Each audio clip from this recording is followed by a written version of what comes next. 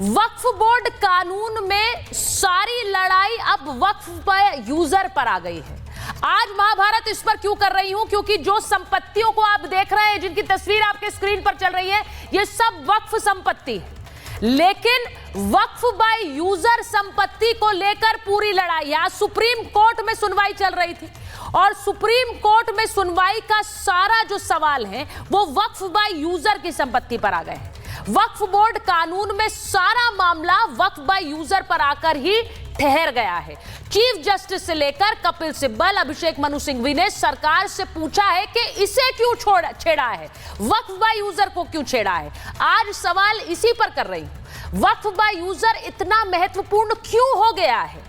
Waqf by user का मतलब है ऐसी संपत्तियां जो लंबे समय से धार्मिक इस्तेमाल में हो, भले ही इसके लिए कोई लिखित दस्तावेज या वक्फ डीड ना हो। अब मुस्लिम संगठन चाहते हैं कि इनको ना छेड़ा जाए। इस कानून में वक्फ बाय यूजर को लेकर खास दलीलें दी गई हैं और इसीलिए ये सारी लड़ाई उन संपत्तियों के लिए जिनके लिए हम शुरू से कह रहे हैं कि हाथ रख दिया और वक्फ की हो गई, वो नहीं हो पाएगा। इसीलिए दिक्कत है। मैं आपको जरा एक तस्वीर दिखाती हूं और तस्वीर यह है कि वक्फ संपत्तियां कितनी हैं और वक्फ बाय यूजर की संपत्ति कितनी है। ये स्क्रीन पर देखिए, वक्फ की संपत्ति 8,72,000 संपत्तियां वक्फ की हैं, जिनमें से 4,02,000 संपत्तियां वक्फ बाय यूजर हैं, यानी कि इनके कोई कागजात नहीं मिलेंगे। और इन्हीं को लेकर सबसे ज्यादा दिक्कत है। ऐसे कई संपत्तियां, 4,02,000 संपत्तियां जिनके पास कागजात नहीं होंगे, ये मुश्किल में पड़ सकती है। इसीलिए सबसे ज्यादा दिक्कत हो रही है, इसीलिए ये मामला सबसे ज्यादा कोर्ट में उछल रहा है। आज आपको यह भी बताऊंगी कि कोर्ट से बाहर आने के बाद असदुद्दीन ओवैसी ने वक्फ बाय यूजर को लेकर क्या कहा। क्या उन्होंने सच कहा जब उन्होंने कहा कि वक्फ बाय यूजर को डिलीट कर दिया है कोर्ट ने, यानी कि इसको लेकर कोई प्रावधान अब नहीं रहेगा। आज महाभारत इस पर कर रही हूं, आपको बताऊंगी कि कोर्ट ने क्या कहा है। कोर्ट ने अगली सुनवाई तक किस पर स्टे लगाने की बात कही है। इसी के साथ साथ आज ये भी आपको बता रही हूं कि सुनवाई तो जारी है लेकिन भड़काना भी जारी है। अरशद मदनी जमीयत के अध्यक्ष हैं, उनके वकील हैं कपिल सिब्बल, जो कोर्ट में उनको रिप्रेजेंट कर रहे हैं। लेकिन कोर्ट में भले ही कपिल सिब्बल उनकी बात रख रहे हैं, लेकिन कोर्ट के बाहर भी अरशद मदनी लगातार बयान दे रहे हैं और वो कह रहे हैं कि लगातार झूठ फैलाया जा रहा है वक्फ को लेकर। उन्होंने कहा है कि कोई भी मुसलमान इसे नहीं मानेगा। सवाल आज ये है कि जब कोर्ट में लड़ाई पहुंच चुकी है तो कोर्ट के बाहर ये बयान देने का मतलब अब क्या है। जरा आपको सुनवाना चाहती हूं कि अरशद मदनी क्या कह रहे हैं और किस लहजे में कह रहे हैं, उसके बाद महाभारत करो।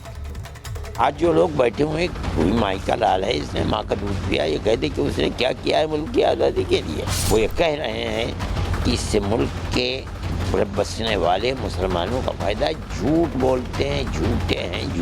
हमारे हजारों करोड़ के औकाफ को वो ख़त्म करना चाहते हैं। हमने बाय यूज़र को, वक्फ बाय यूज़र को ये बनाया है।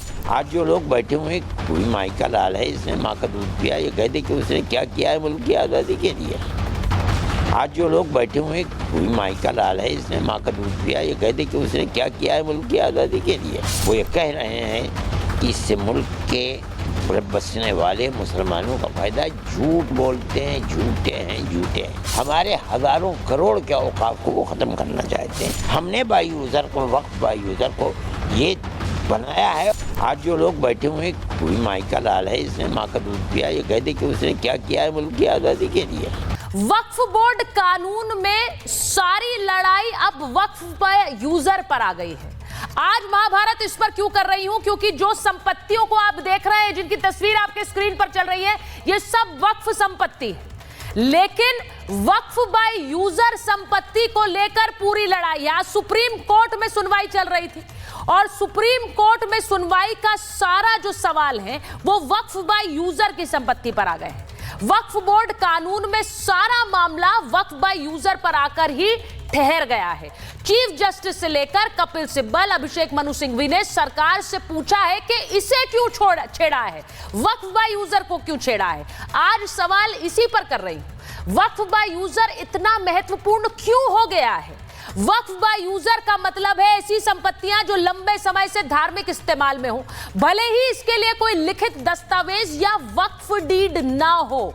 अब मुस्लिम संगठन चाहते हैं कि इनको ना छेड़ा जाए। इस कानून में वक्फ बाय यूजर को लेकर खास दलीलें दी गई हैं और इसीलिए ये सारी लड़ाई उन संपत्तियों के लिए जिनके लिए हम शुरू से कह रहे हैं कि हाथ रख दिया और वक्फ की हो गई, वो नहीं हो पाएगा, इसीलिए दिक्कत है। मैं आपको जरा एक तस्वीर दिखाती हूं और तस्वीर ये है कि वक्फ संपत्तियां कितनी हैं और वक्फ बाय यूजर की संपत्ति कितनी है। ये स्क्रीन पर देखिए, वक्फ की संपत्ति 8,72,000 संपत्तियां वक्फ की हैं, जिनमें से 4,02,000 संपत्तियां वक्फ बाय यूजर हैं, यानी कि इनके कोई कागजात नहीं मिलेंगे और इन्हीं को लेकर सबसे ज्यादा दिक्कत है। ऐसे कई संपत्तियां, 4,02,000 संपत्तियां जिनके पास कागजात नहीं होंगे, ये मुश्किल में पड़ सकती है, इसीलिए सबसे ज्यादा दिक्कत हो रही है, इसीलिए ये मामला सबसे ज्यादा कोर्ट में उछल रहा है।